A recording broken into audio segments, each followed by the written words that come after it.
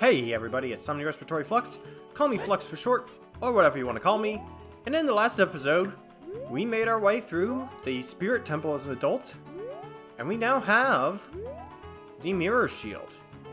With that, we can now make our way into the rest of the Spirit Temple. Let's say we do just that. As I'm recording this, I'm just sort of thinking here, this series is now up to 41 videos, and honestly, it's getting almost pretty close to over if you can't tell by my equipment and all that, and it's kind of surreal, honestly. Also, yeah, that door kind of locks again. But now we have another way we can go from this room, now that we have our mirror shield. See this beam of light? If we take out our sword, our mirror shield starts reflecting it. And we can just go, shine it on the sun, and that'll activate the switch. It's just really cool. And now we have another key to work with. All thanks to our mirror shield. It's a nice little, like, instant gratification for us, I guess, but because I guess the mirror shield is always one of the more awesome items in a Zelda game, but it's also, I mean, especially because you tend to get it very late in the game, it has the most situational uses. But it's also just a much better shield. Oh, here they actually show this off. I don't think I ever really do this. The shield will now block Beamos. Now, see this whole thing with these moving things, you can time yourself to kind of climb up as the panels are lining up so that you don't get knocked off or get pushed into spikes, or you can just do this. Yeah, the long shot really makes that room kind of trivial, and I'm not sure if they intended that. But with that, we are actually now up on the top floor of the Spirit Temple for the first time. There's really just a few rooms left. Yeah, I guess I kind of left not much to do in this video in the Spirit Temple, but hey, if it's a shorter video, I don't think that's necessarily a terrible thing. Plus, there's one thing I want to do after I finish the dungeon. So, Triforce on the floor, guess what that means? Play Zelda's Lullaby. Yeah, they use this particular puzzle a bit much, I guess. Like, it's not bad, and it doesn't usually take much time to do, but it's just like, how many times is it gonna be like, see a Triforce mark somewhere, play Zelda's Lullaby? It's just, I don't know. I guess it's not really a huge complaint, just kind of a, hey, there are other things you can do as far as solving a puzzle, right? Anyway, you can use your hammer here to make fighting these a little bit easier. I don't know. It's kind of cool. The other reason why you want to bring out your hammer here is so you don't waste bombs when you're smacking these open. The hammer will actually smack these fake doors, like, into pieces, and you don't have to waste a bomb. But that one has an eye switch behind it. You know what that means. Sorry. Slight. Gotta have these on the right spots. But shoot that eye switch, and that makes another platform appear up there.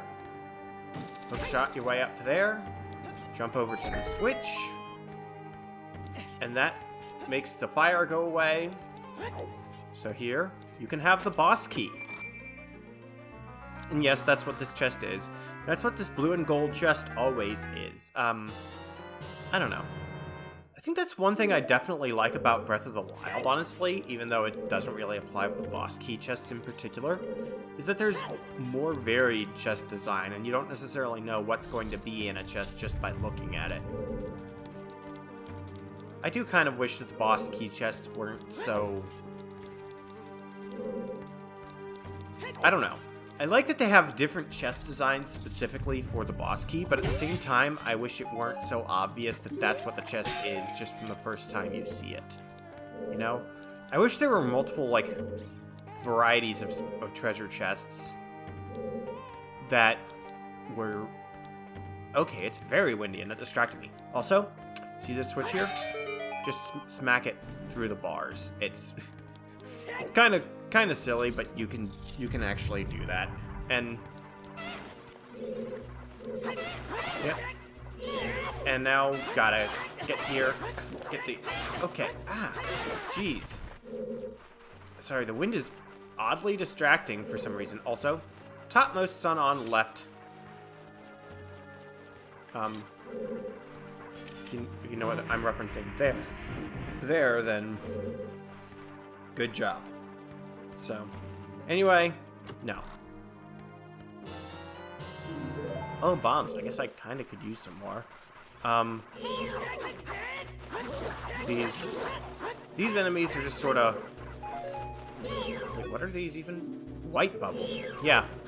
It's like they have the red bubble, the blue bubble, the green bubble, which are just because they're red, blue, and green flames. And then there's the white bubble, which doesn't even really have flames. It's just a flying skull. That's kind of a weird translation thing that I never quite understood. Also, if this rock looks a little funny, it's for a reason. Bomb it. Yeah. And now in the meantime, move this mirror. Okay, I guess I gotta push. You can't pull it. But yeah, rotate the mirror. The mirrors being like cobra hoods is always kind of a cool touch to me. More enemies. Yeah. We're pretty much at the point where the last few puzzles of this dungeon are kind of done with, but it's still kind of cool. But anyway, now you gotta push this mirror. And now, hey, does switch look familiar? Yeah. It's really kind of these two rooms are the same room in a sense, and it's kind of strange, but it's also kind of cool. I don't know. Maybe it's just me. Yeah, now that the mirror is there, we have one last little thing to do. And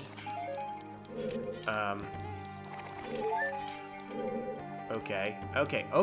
Game. Ah. Not sure what's going on. I'm just bad at games. And then shine a light on the sun. And we're now lowered into the main room.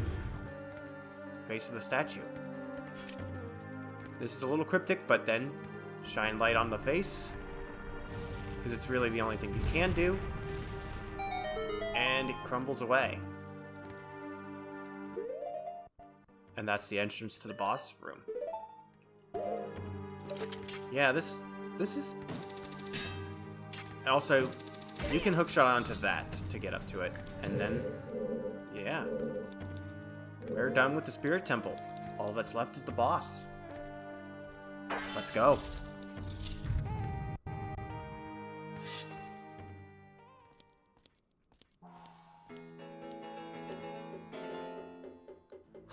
Oh, looks like someone is here, Kume.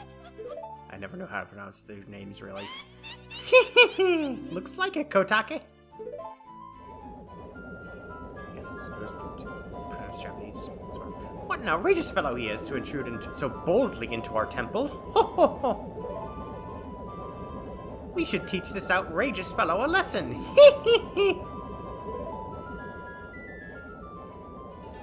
Oh, loyal minion. Destroy this intruder on our behalf.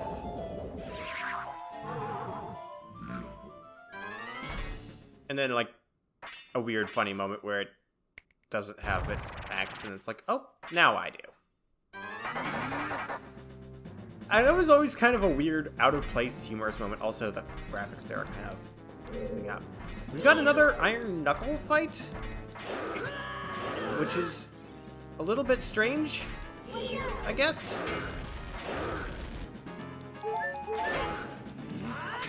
But you can fight it with your sword or with bombs. I should probably fight it with bombs, just because that's how I'm used to it.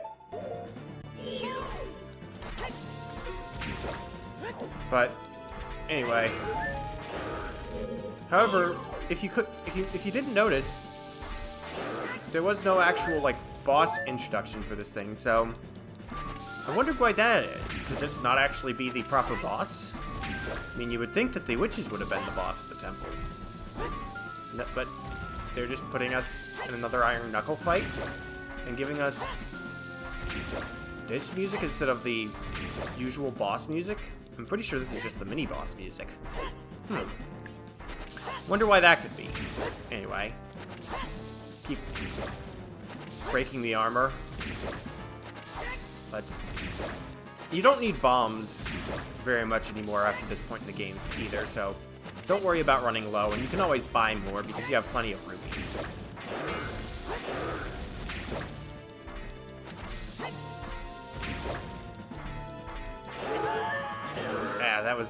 Yeah, I knew that was kind of a stupid risk. And then, break the armor off. And it falls away.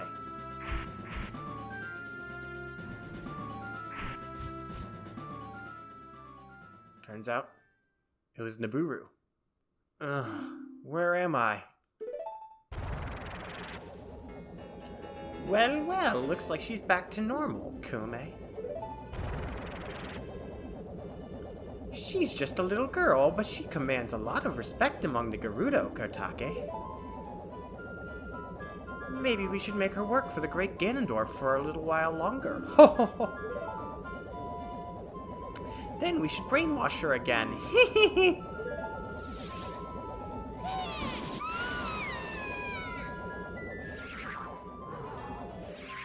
Well, looks like we didn't quite save Nabooru. Looks like we've got a little bit more work to do. And as I was hinting there, that was not actually the boss of the Spirit Temple. We have one more fight. And this one is the actual fight. Short hallway. And then we've got a real boss arena. Climb up here. And get ready for one of the more polarizing, but, in my opinion, really interesting boss fights in the game. Look at that stupid kid. He came on his own to offer himself as a sacrifice to the great Ganondorf.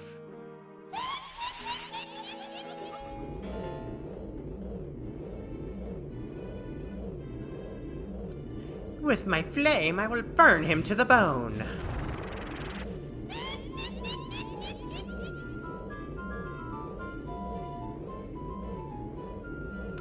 With my frost, I will freeze him to his soul.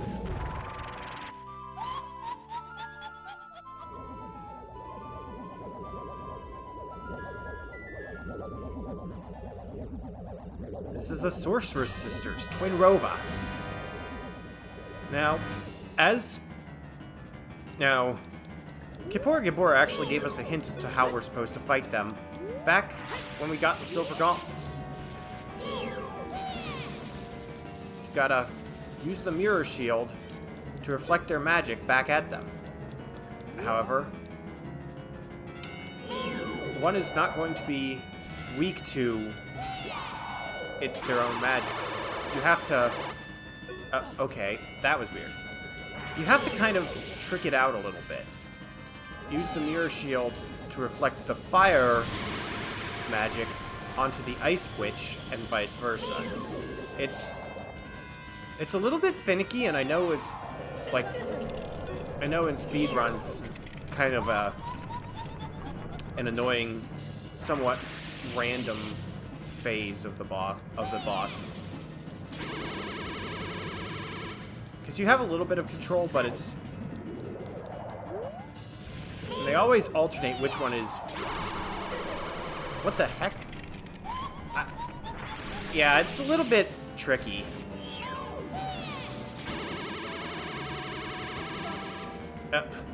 And also the fact, just the way the boss arena is set up is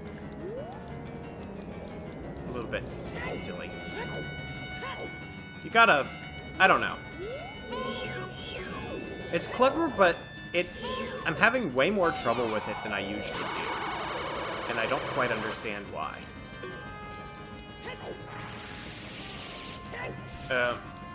Sometimes you might want to just kind of dodge out of the way. Yeah. Also...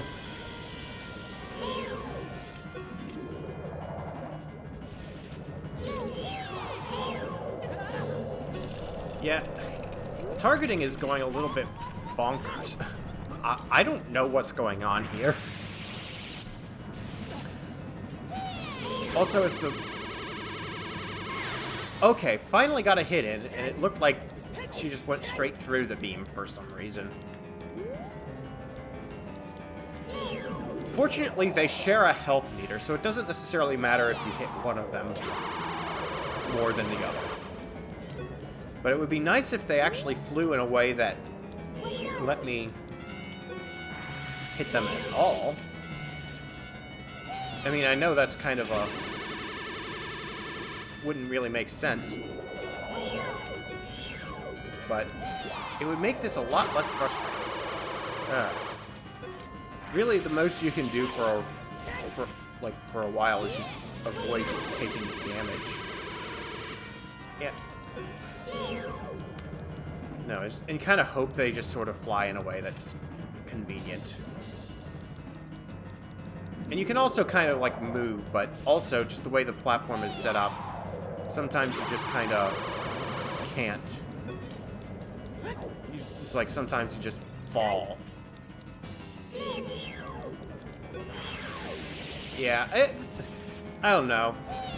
I still like the boss fight in concept, but I can see why a lot of people, especially this first phase, because the second phase is not nearly so annoying. Oh, that counted as a hit. I'm good. Fortunately, you don't need to do too many hits. I don't think. Also, yeah, okay. God.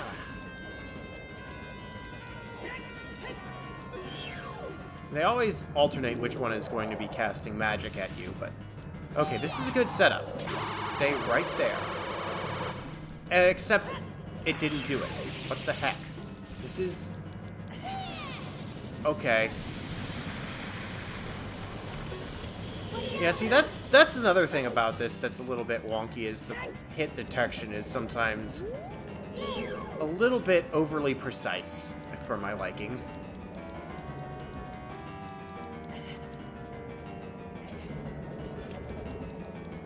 You know, I never tried this. It's probably not going to work. Can you... no. Okay, if you just try and use arrows, even magic arrows, they will just sort of dodge. Without using fire arrows on the ice one, I think the ice one is Katake and the fire one is Kome.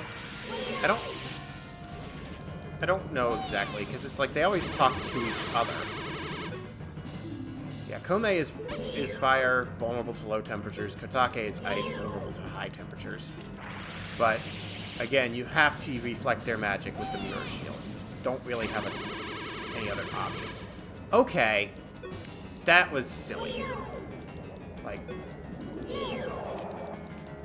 and now she's behind me, so I can't reflect. Yeah, and there's probably a way you can manipulate them to make this easier. I just don't know it off the top of my head. And that makes this kind of frustrating. Kind of frustrating, kind of taking a while.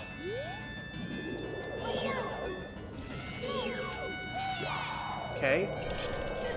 Also, yeah, it's like if the magic attacks actually hit the ground, they will kind of spread a bit of like a damaging field. Okay, that's just lame. It's like, oh. Maybe you're supposed to target like... well, but if you do that, there's no reliable way to actually make sure you can reflect the magic. Yeah. and it'll just hit you. Maybe you're supposed to, like... Okay. Do this. Okay, and then switch your target? But then you have to, like, be able to do that quickly, and that... Okay. That's what you're supposed to do. And it makes sense. Target one, get it to hit you, and then target the other. Oh, and now they're being serious. Double dynamite attack! And... yeah. There's really nothing I can say about that. But now, basically, it becomes a little different. They're going to fight... They are going to... Now that they are fused together, they're going to fire single bursts of magic at you. And what you want to do is get 3 in a row of the same type on your shield, and then it will overload and reflect back at them. And then you can... Then that'll stun them, and you can actually deal damage with your sword. This part is a lot less RNG and a lot more manageable.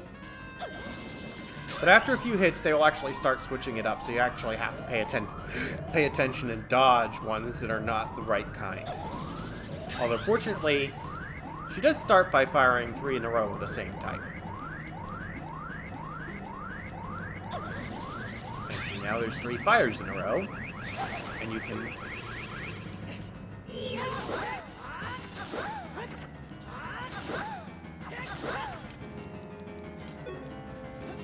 And just lather, rinse, repeat. This part of the fight goes a lot quicker, honestly. But now you have to actually pay attention. So, watch for another ice, and if she tries to use fire, you gotta jump out of the way instead of letting it hit your shield. Because if you get hit by a fire now, it will actually damage you, even if you have your shield up. So... that's kind of interesting, but it can also be a little bit silly. And a little bit RNG dependent, but now we've defeated them.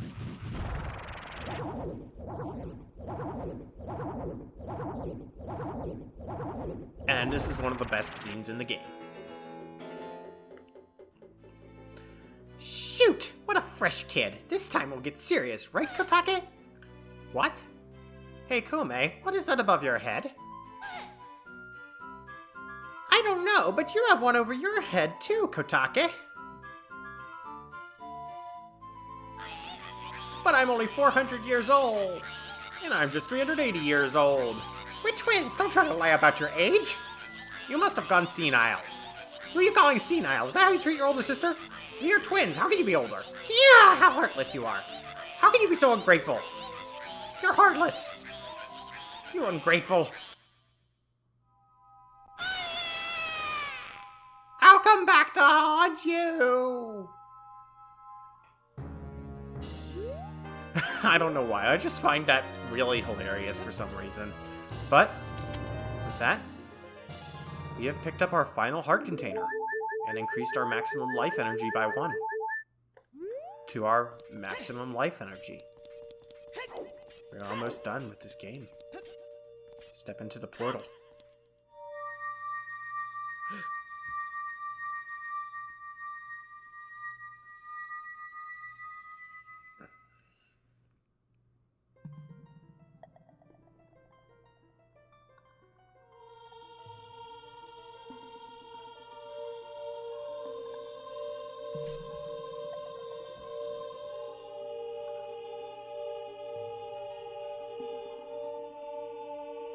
Kid, let me thank you.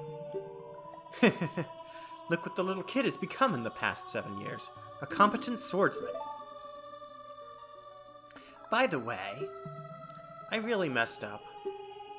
I was brainwashed by those old witches and used by Ganondorf to do his evil will. But isn't it funny that a person like me could turn out to be the Sage of Spirit? And now I'm going to fight them as one of the 6 sages. I'm going to pay them back for what they did to me. Kid. No, Link, the hero of time. Instead of keeping the promise I made back then, I give you this medallion. Take it.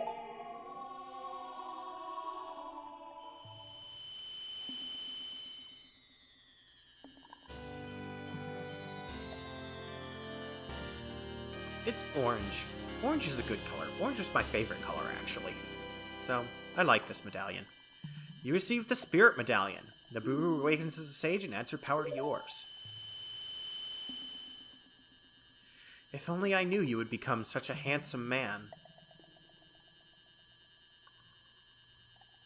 I should have kept the promise I made back then. I will leave what that line means up to your interpretation. Link, the hero. Finally, all of us, the 6 sages, have been awakened. Time for the final showdown with the King of Evil has come. Before that, though, you should meet the one who is waiting for you. The one who is waiting for you at the Temple of Time.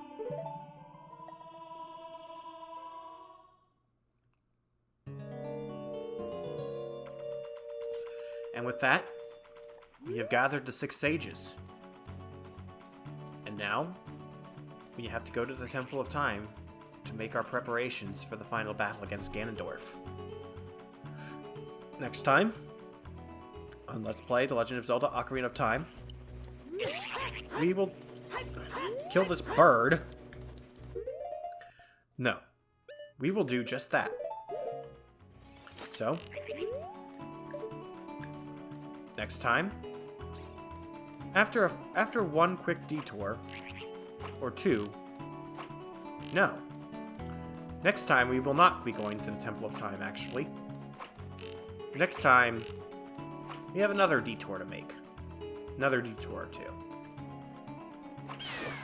See you then.